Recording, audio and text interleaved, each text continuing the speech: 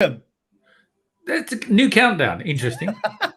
It is. Things change, don't they? You know what? We still getting older, but things change. The movement of reality is going. In fact, I know this is sort of normally stuff that we talk about when we're off air, but just before we welcome everybody to this, I watched this amazing show. It was called The Tomorrow War, and they were explaining the timeline of how you can go back in time. So how do you go back in time? And it's like timelines being on a river. So as the timeline changes, both ends, you can connect between both of them, but the timeline moves. So it might be 2:00 on Sunday today here, 2:00 on Sunday in 50 years. But as it moves, so does the timeline in the future. Does that make sense? Yes. Have you read Does God Throw Dice in Black Holes and Wormholes and other things and all those? It done my head in. I had to reread and read and reread. It's very confusing stuff. But time travel, to quote Stephen Hawking, time travel is impossible because we have never met anyone from the future. You know what I find really interesting about this is, and I quite like talking about this sort of stuff, is if you have got, if you're, the possibility of life exists somewhere else in this universe, in this multiverse, and whatever you want to call it, is huge. Yeah, massive. Yeah. The chance of it not existing is virtually zero.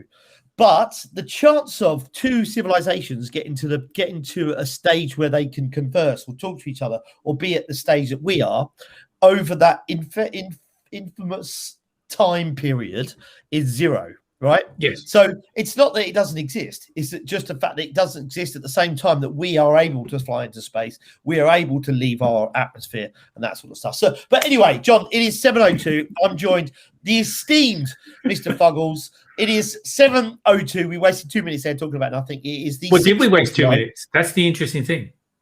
This is it. So all we've done is move in the future, that period. So. It is Tuesday. It's Tuesday, the 6th of July. Every Tuesday at 7:00, Jonathan and I get involved. And you comfy? Yep. And my daughter's on work experience with me for a few days. And I said, that's why you wanted to discuss teenagers in the workplace or teenagers in betweenness as clearly. So you had your assistant type that. Yeah, so I, when I say my assistant, I'm not sure if I've been assisting her just so she can have a jolly for a few days and eat whatever she wants and loads of sweets and stuff. But assisting, not sure if that's been the case. And I think work experience is always difficult anyway. But I think what I've enjoyed about it, having Mia, and we'll get to this in a second, but having Mia come and do this stuff for me is that she gives her an opportunity to come and see what it's like to work in an office. Mm. Bearing in mind, she didn't get there till 1:00 today. Yeah, by 1:05. She's a teenager, right? So hang on, teenager. She's 1:00. Can I go home yet? Can I go home yet? Can I go home yet? But hang on, but she's a teenager. 1:00 is just after breakfast. Yeah, you're not even joking. We went for lunch, and she said, "Is this breakfast?" Anyway, so the two things that we want to talk about. One thing that's really important to me, I spent a lot of time in the US. I went to university in the US. I love it in the US. I lived in Hawaii for a long time. And remember, guys, we are live, so feel free to comment. But I spent a lot of time living in Hawaii, in Maui, Hawaii. And the one thing that I do love about Americans is the cheese toastie. Yep. They love a cheese toastie. And Americans take cheese toastie making extremely serious. So you said to me today, what should we talk about? And I was like, you know what, let's make it a little bit light-hearted. And I said, let's talk about the perfect cheese toastie, because as an English person, and you're what do they call it? An aristocratic English person. I'm a what? So, yeah, opposed to me, who is probably a little bit more street. Ooh, steady. So let's begin with American cheese toasties. First of all, American cheese, let's be honest. So there's a video somewhere of someone took some cheese from a well-known double arches burger joint and tried to light it with a blowtorch, and the cheese didn't melt. The cheese melted the same way that plastic melts, not the same way that natural cheese melts. Well, they tested it for cheese and there was none in it. Yeah. Just Danielle. So cheese toastie, American cheese toastie. The first thing is No, American cheese. No, American cheese is yellow plastic. Dude, no, seriously, jump off the high horse for a second. We're not talking about McDonald's here because that's not food. American cheese is yellow plastic. It's horrible. Okay, so we're talking. There are some nice American cheeses, and I do like a bit of cheese, but cheese toasty. And Danielle, how are you doing, darling? It is lovely to see you. It's nice to see you today in the office, and it is even nicer to see you every Tuesday and coming and saying hello. So hello. No, you're not going to say hello. That's cool. That's nice. Just thinking about that. American cheese is the best. That's what I'm talking about. No, Danielle, I'm sorry. I'm no longer your friend. Okay, so anyway, let's go back to the perfect cheese toasty. So why is this important?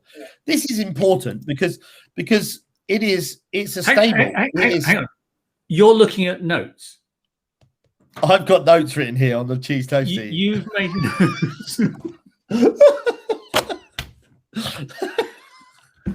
Okay. Dude, I'm organised. I'd like to see your notes on what we're talking about this evening, Jonathan, if you don't mind, please. Yeah. So anyway, let's go back to the cheese toasty.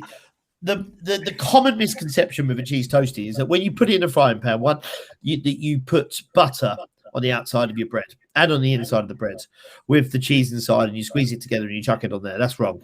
Yep. I would like to get this across now. Frying pan was where it went wrong. I feel that we're just too different, John. We're too different toasty. To have this conversation. Not cheese fryy, cheese toasty. It has to be toasted, not fried. It's a cheese toasty. The clue's in the title. Do you not have? Why don't we get rid of the cheese as well? And we'll just put. So anyway, we are going to continue talking about the cheese.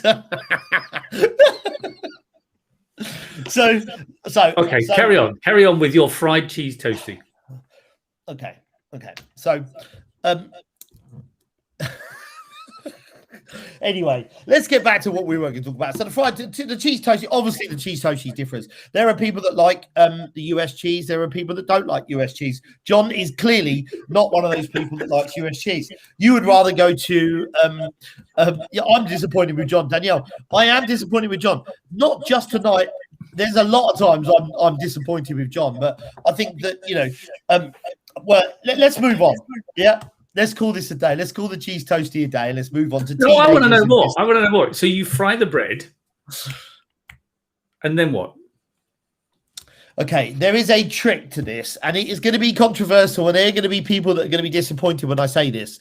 It is mayonnaise. Yeah, mayonnaise on the outside while you're frying it in the saucepan. It caramelizes and creams the outside, and it makes it golden brown and crispy. So that initial bite into that soft, delicious cheese toasty starts with the flavorous part of it, which is the mayonnaise, mayonnaise, if you like. So don't be 100%. She hears me. I hear you.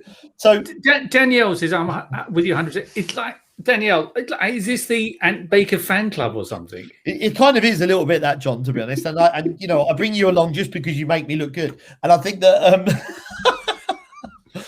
okay, so a cheese toasty isn't toasted, and it's got more than cheese in it. It's got mayonnaise, right? Okay. Anything mayonnaise else? on the outside of the bread. Outside. Two slices of bread. 2 slices of bread. 2 slices of bread. Queso in the middle. Happy days. But anything why else? are we talking about this, John? Do you know what? No, hang on. Where does the Worcestershire sauce go? Oh my God! Please, dude. Seriously, what are we? We're not all 75 years old. Yeah, there's people that are watching this that don't know what you're talking about, mate. Just a little sprinkling of Worcestershire sauce, done and toasted.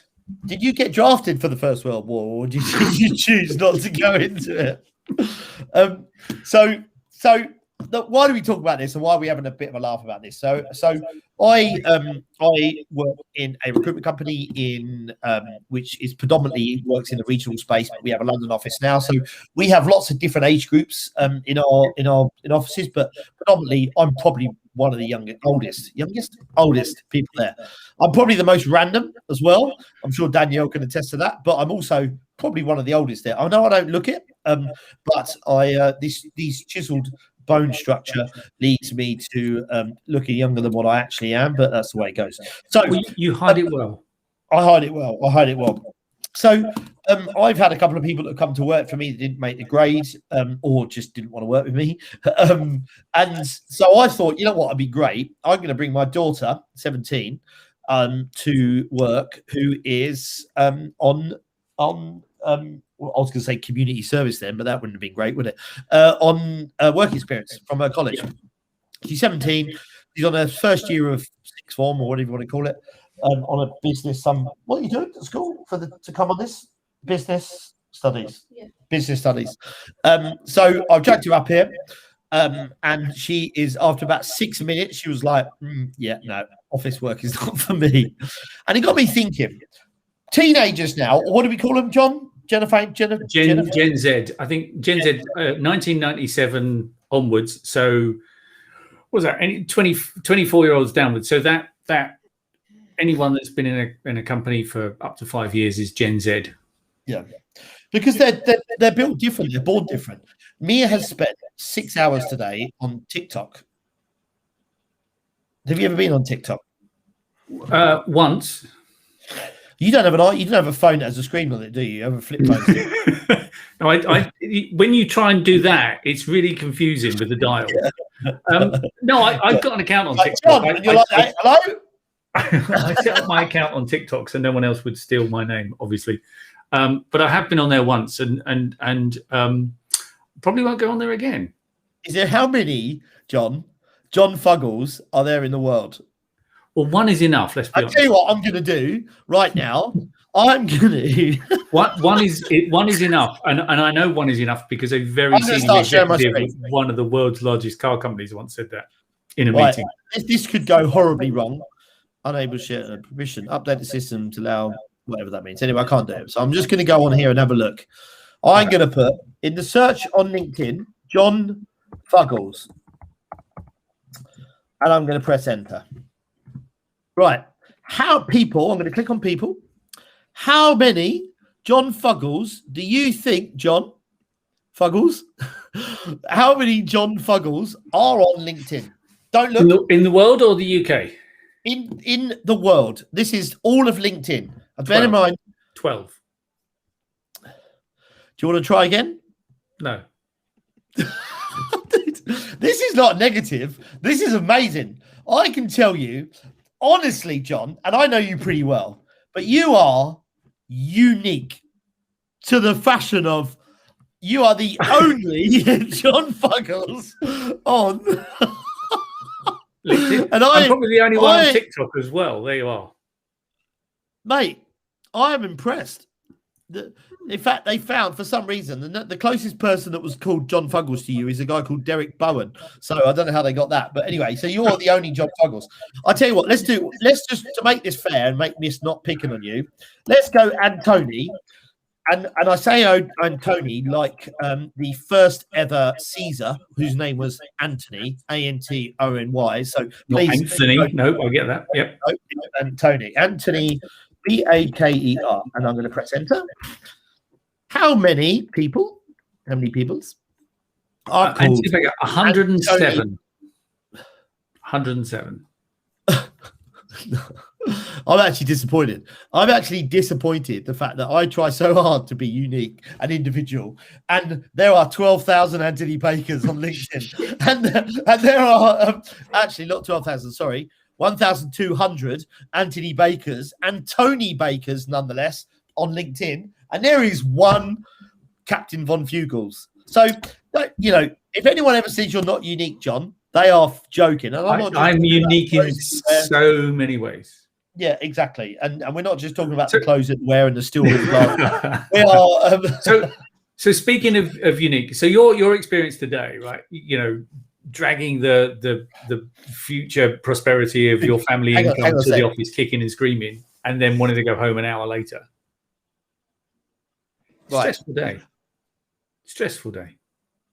Floor drobe.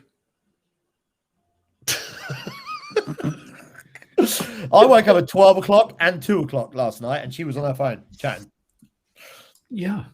Who the hell do you talk to at 12 o'clock? Well, if someone calls my house at 12 o'clock... Did she live in a cave and hang upside down by her feet or something as well? Dude, mate, I don't know. But when I went to go to work this morning, there wasn't much action happening, I can tell. But here's the thing. You talk about teenagers in the workplace. You know, it's a known fact that the juvenile body clock operates fundamentally differently, and no one really understands why. So teenagers can't get out of bed. It's a medical known fact, right? Dude, and no one knows the reason why. I can tell you. I actually know the answer to this. I absolutely tell you the answer to this. I can tell you this with 100% certainty. If Mia didn't have her phone, computer, iPad, or any of the other ways that she can connect to watch crap on TikTok or talk to some chick that's got problems with her boyfriend, she would actually go to bed at 10 o'clock at night. Yeah, but I remember as a teenager, I couldn't get out. When I was a teenager, weekends, I didn't barely get out until after lunchtime, and it wasn't because I was playing with my abacus until 3 o'clock in the morning before you say anything, right? That's just how they're wired, right? So, but your point about, teenagers in the workplace, it's tough, right? And I'm not saying we should cut them some slack. You're there to do a job. You're there. The job starts at that time and it finishes at that time, and you have a lunch break then. And that's get used to it, right? That's how the world is. That's how the world functions. If we all, start. Well, I mean, the interesting thing is, of course, now as we work from home more, and that's a debate that you and I have going around forever and ever. It's less important to be up and at them at 9 o'clock because, unless you're in a call center or you have to be customer facing, it's about getting the job done. But I get your point. Yeah. I've got Ollie that did some work for me, whose mum and dad are recruiters, and he did very well, really good. I mean, he obviously is a 17-year-old kid, so he's going to do things like a 17-year-old kid does, but he was very good and very successful. I think the questions I have on this, and when I thought we should talk about this, what I find interesting is, should employers accommodate the fact that, people are going to be like Mia, are going to struggle to concentrate for 8 hours, 9 hours, work, sit in an office, staring at a computer screen. What adjustments can the business make to be able to accommodate this sort of stuff? And should there be adjustments? Should a 50-year-old or 55-year-old like you be treated in a business place the same way, and I was being courteous there, as someone 17-year-old who's working in the same business and expected to do the same job? Should there be differences between it? The disparity is huge, but should there be? So first of all, I blame Janet Street Porter, right? Because she introduced children's TV to this country, and she created this snapshot kind of TV where it would stop partway through and then there'd be something else. And she created that in the UK. She brought it to the UK, and attention spans it's proven that attention spans are shrinking more and more and more, and the brain produces endorphins every time you get excited by something, and flashing images and change of pace and scenery and tone and all that kind of stuff actually produce endorphins. So kids who watch a lot of TV and are kind of constantly bombarded, that actually, we say about kids are addicted to TV. They're not addicted to TV. They're addicted to that type of television, and it shortens their attention span. In France, it's actually against the law for a child preschool to watch TV. It's completely against the law. Preschool children are not allowed to watch television in France because they know how much damage it does to attention span. So we've got kids coming into the workplace now. We made them like that by plonking them in front of the one-eyed babysitter, but it's all Janet Street Porter's fault. Yeah. I'm obviously too young to understand who Janet Street Porter is, but I think you're probably right, and I think I just find it really interesting because I like watching people, different people, with different working with different individuals, training them or managing them and so on and so forth. And I do find it fascinating how it's different between different age groups and so on and so forth. And, I think that I work in a company where you can be different and still be successful. You can turn up at 10 and we'll leave at 1. As long as you're doing your job, you're doing well, then there is no issues. And I think that they've created an environment here which allows everybody to be successful, which I think is absolutely fantastic. But there's not a lot of companies like that. I mean, I've worked for companies in London where if you weren't there at 8 o'clock in the morning and you left before 7 o'clock at night, you were like, that was it. You were considered somebody that was going to leave the business. There are certain industries like that where you still clock in, you still clock out. I know of a company where their terms and conditions of employment was if you have a doctor's appointment, you either take annual leave or you do it in your own time. It's like, well, hang on a minute, a doctor's appointment, that's a medical thing, you're entitled to time off. No, after you've seen the doctor, you can, if they've signed you off, you don't have to get a check. But to go and see the doctor, if your arm's falling off, you better book a holiday. And if they won't allow you the holiday, sorry, you can't go. What was it like? There are industries out there that are still, Dickensian in their attitudes. What was the 50s like working in an office environment? Was it different? Thank you very much. The company I just mentioned, it is still in their terms and conditions of employment today. I mean, we've talked about this before, but talk about like the chimp paradox and what your brain thinks and so on and so forth, and the fact that we're in a cycle of this factory ethos and lifestyle, and there are very few people that can get out of that, make change, make adjustments, and actually start to build their own business. And funny enough, my boss is in tomorrow, Tristan's in tomorrow, and Mia was like, I want to sit down with Tristan and have a conversation with him. And I was like, I've got some questions to ask him. I said, write those questions down. And she's like, no, I don't need to write them down. I'm in my head. I'm like, write the goddamn questions down, woman. Jesus, And she's like, no, they're in my head. I'll just make them up as go along, which is kind of the way that she thinks she's going to do it, even though I'm going to make her write them down. But some of the questions I said to you're going to ask, what are they? And she's like, I want to know why you chose recruitment, because recruitment is not necessarily something you think about when you're at a young age, unless you know somebody that's doing it. Is it really? It's not something you go, this is something I want to go and do because I feel that there's a successful business here. So it's got some interesting questions, and I'm interested to see what kind of questions she would ask without any tailoring from me or coaching from me of what she would look at, because I think that gives us a little bit of an idea about what teenagers. I mean, obviously I've got a 17-year-old, 15-year-old, and a 10-year-old. My 15-year-old goes to school, comes home from school, gets changed, and goes to the gym for 4 hours, 6 days a week. Mm-hmm. And then Sunday spends the whole day in bed after football. Well, yeah, teenagers. If your daughter is going to ask some questions, here's a tip: get her to write on a piece of paper 1, 2, 3, 4, 5, 6, 7, 8, but only write a question against every odd number, and then leave the even numbers blank. And then when she gets a response, that's where the next question is, which she hasn't thought of, and she can write the question in as she hears it or make notes. Yeah, I do like that, and I like to document something beforehand, because not just because you want to rock up and you want to with no pieces of paper. I mean, I know people that go to interviews and they go, well, the woman had loads of notes with her, so she obviously doesn't know what she's talking about, so we're not going to hire her. And I'm like, if you've done a job for 20 years, you forget things on how to do it. Do you know what I mean? I got in a car the other day, bearing in mind that Mia's just doing a test. I got in a manual car. There was one part of my driveway and I had to move it. And I got in the car and I was like, crap. What have I got to do? Because but you remember very, very quickly. It's like riding a bike. You don't ride a bike for 20 years. You get on it. You might be a bit wobbly, but it's not difficult, really. And then you just get better over time. The challenge for children coming into the workplace, if you like, is all of the business studies, all of the lessons in this, that, and the other are not the same as doing it for real. The good news is we're finally getting to the point now where most schools do something related to business. We still don't teach entrepreneurialism. We still don't teach basic finances. We don't teach all that kind of stuff. We don't teach budgeting and forecasting, which is business as well as home. There's so much stuff we don't teach, but we are at least getting there, right, in terms of some of that. But it's still fundamentally different. The walking into an office without someone standing in front of you telling what you're going to do next, what you're going to do next, what you're going to do next, tell you how long you've got to do it, and then letting you get on with it is a completely different thing to walk in an office. Yeah. And what's interesting about the guys that I've had working for me, the teenagers that I've had, is that you ask them to do something, they do it, and then at the end of it, they go, "Well, I haven't been.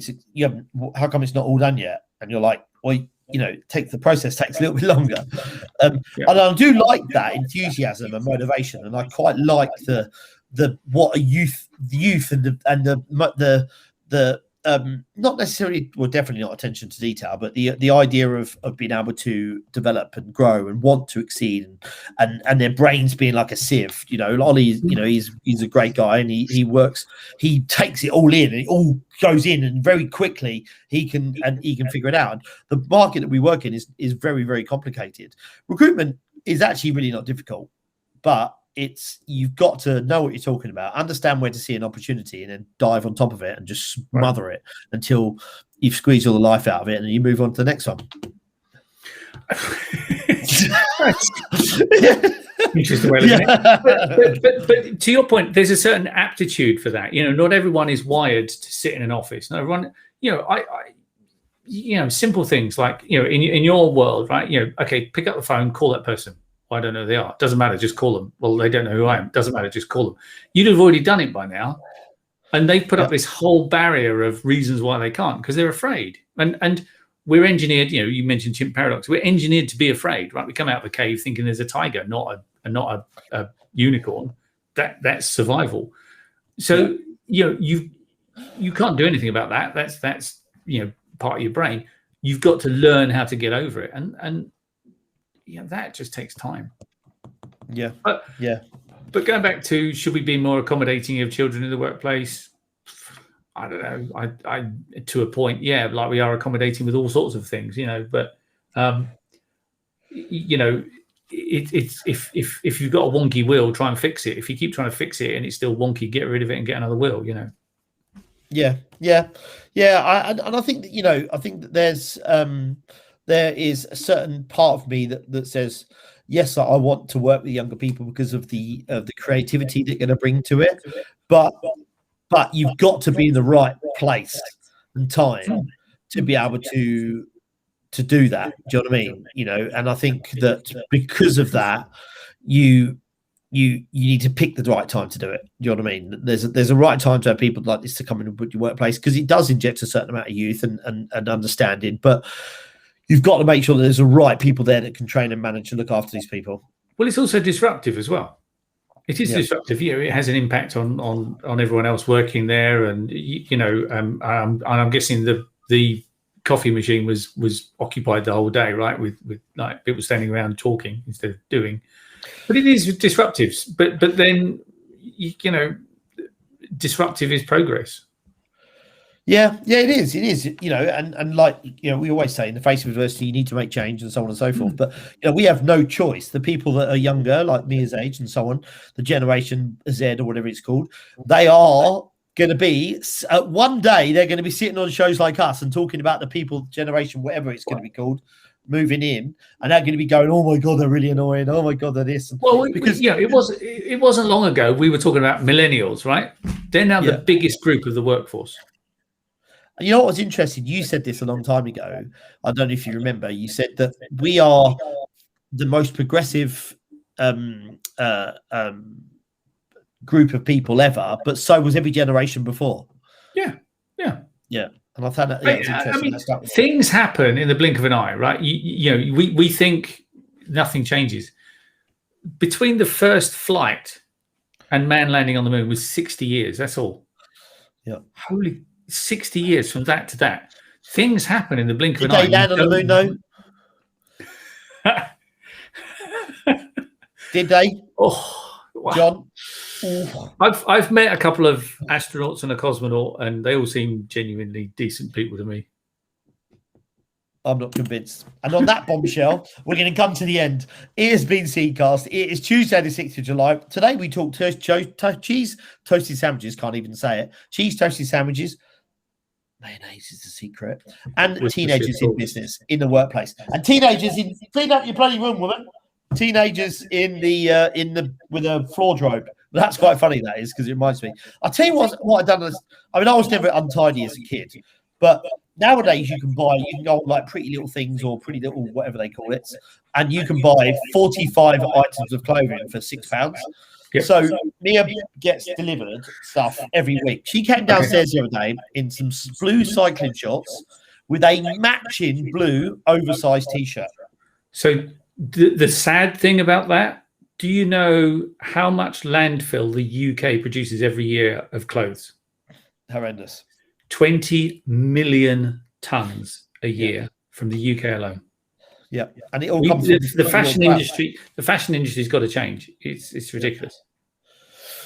Yes. Anyway, John, it's been a pleasure. It's 7:30 on Tuesday, the 6th of July. I'll put my teeth back in.